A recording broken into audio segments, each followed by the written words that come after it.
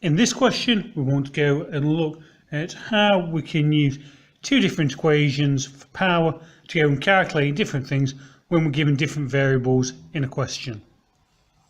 So it starts off with figure 13, shows a high power drone. The battery of the drone can store 97.5 kilojoules of energy. When the drone is hovering, its power output is 65 watts. Calculate the time for which the drone can hover. So we would start off with the equation energy is equal to power times time. We know that the energy is 97,500 joules. We know that the power is 65 watts.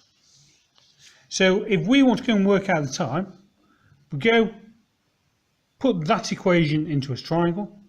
So time is going to be energy divided by power, which gives us time is equal to 97,500 divided by 65.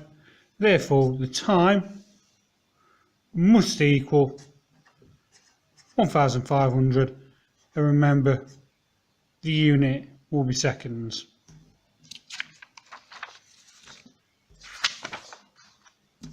In the second part of the question, it says that the battery powers 4 motors of the hover drone.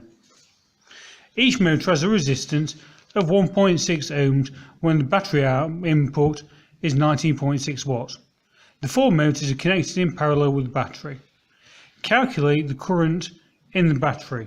Right, so this time we know what the power is, we know what the resistance is, so the equation that we need to use is power equals I squared, so current squared, times by resistance. We know that the power is 19.6 watts. We know that the resistance is 1.6 ohms. So we'll go, so power is equal to, well, we know the power, so 19.6 is equal to I squared times by 1.6. So when we go and rearrange this, we're going to have the power divided by the resistance, so which would give us 19.6 divided by 1.6, which gives us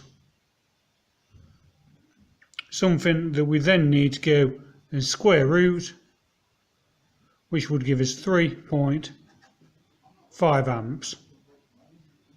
Right, go back, have a go at the question. Remember, on these equation questions, it's really important that you go in and include in all of your steps. Try and squeeze out every last mark.